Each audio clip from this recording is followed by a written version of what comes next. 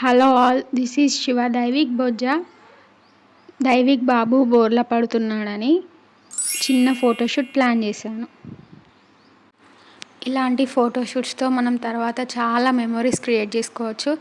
ఎందుకంటే చిన్నపిల్లలు ఏం చేసినా కూడా అది ఒక మెమరీ లాగానే ఉండిపోతుంది. అందుకని చెప్పి దైవిక్ బాబు కోసం బొబ్బట్లు ప్రిపేర్ చేశాను. బొబ్బట్లు ప్రిపేర్ చేసి తనకు ఫోటోషూట్ చేద్దామని అనుకున్నాను. చాలా సింపుల్గా ప్లాన్ చేశాను. బొబ్బట్లు ప్రిపేర్ చేసిన తర్వాత అవి పెట్టడానికి బనానా లీఫ్ తీసుకున్నాను. దాన్ని రౌండ్గా కట్ చేద్దామని చెప్పి బనానా లీవ్స్ని రౌండ్గా కట్ చేశాను. దాని తర్వాత బనానా లీఫ్ ఒకటి పెద్దది తీసుకొని దానిపైన శివ దైవిక్ బోర్ల పడితే బొబ్బట్లు అని వైట్ కలర్ పెయింట్తో రాశాను.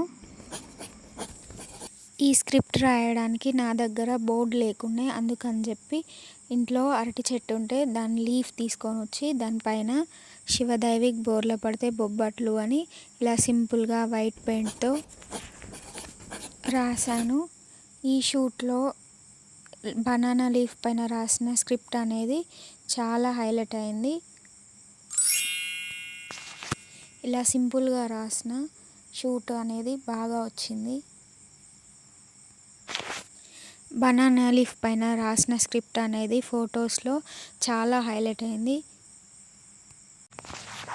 బేబీ ఫోటోషూట్కి ఈ డెకోర్ అయితే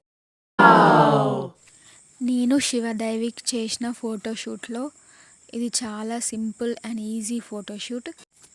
స్క్రిప్ట్ రాసిన తర్వాత బనానా లీఫ్ని వైట్ బ్యాక్గ్రౌండ్ పైన ప్లేస్ చేశాను. రౌండ్గా కట్ చేసిన లీవ్స్ పెట్టి దానిపైన బొబ్బట్లతో డెకరేట్ చేశాను.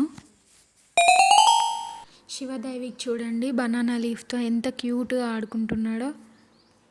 దైవిక్ బాబు ఫొటోస్ కూడా చాలా క్యూట్ ఎక్స్ప్రెషన్స్ ఇస్తాడు, చాలా బాగా స్టిల్స్ ఇస్తాడు. చాలాసేపు ఆడుకున్న తర్వాత ఫైనల్గా దైవిక్ బాబు బోర్ల పడ్డాడు. ఈ కళ్ళకు లక్ష సరిపో